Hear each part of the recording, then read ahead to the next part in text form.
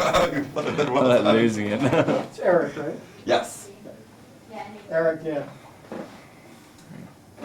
How's Let me know yours? when you're, Good. Yesterday was so amazing. What you guys accomplished that? was Oh. mind-blowing. What? With just how much different things we got done in one day. And that stop. today's easy. Yeah. I mean, comparatively, it'd be like bouncing off the walls and not be able to sleep. No sperm count as well. After, like, if you use them every day for a year, like you just don't. It'll be years before you can have children Yeah, again. you have no penis anymore. It just falls off. So, Robert, tell me what it is you think about this, this franchise and this sort of, from the book into the movie that's become such a sort of phenomenon and tapped into something that's really inspired people to a level of frenzy that nothing like it has. I think for one, the characters just seem very, very real. That's one of the things that I connected to anyway when I first read the books. And it does. I wouldn't say I was like an obsessive fan or anything, but there is something about the way they're written that makes you kind of desperately want to know what's next in the series. But I don't know. I think the sort of fervor about it is, I think people like something to obsess over, and they like, and it's become, it's like socially acceptable to, if you're a Twilight fan, to go and just scream in the street, just go crazy all the time.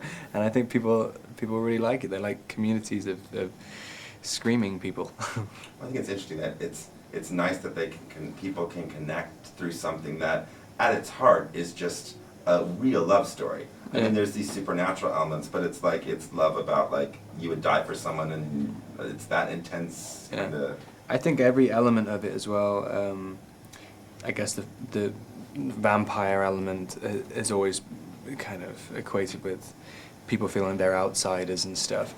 But I mean, it's funny because now people who like reading just stories about true love and nothing, and about commitment and finding the perfect person, I think they feel like they're outsiders as well now. And so the two things combined, a lot of people really feel that the Twilight series is the only series that kind of caters for their beliefs and stuff. I mean, maybe it's a little bit extreme thinking like that, but I think so.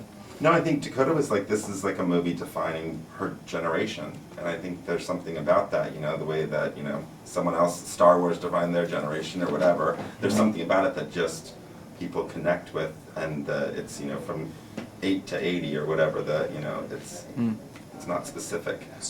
And more guys are liking it now as well.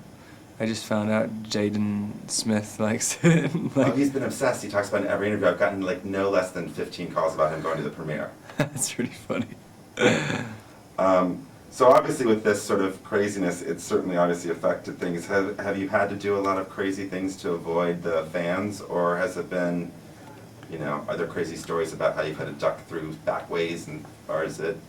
Yeah, I mean, you kind of just did a fair amount of hiding and ducking and running and stuff. But I mean, I guess over the last couple of years I've just got better at doing it. And now I mean, if you want things to go a little bit crazy, you know where to go for it to go crazy. And if you don't, most of the time it doesn't. I mean, you just stay out of certain areas. But I mean, before I really knew where the dangerous spots were, it was driving me crazy all the time. But now I can sort of handle it a bit better now.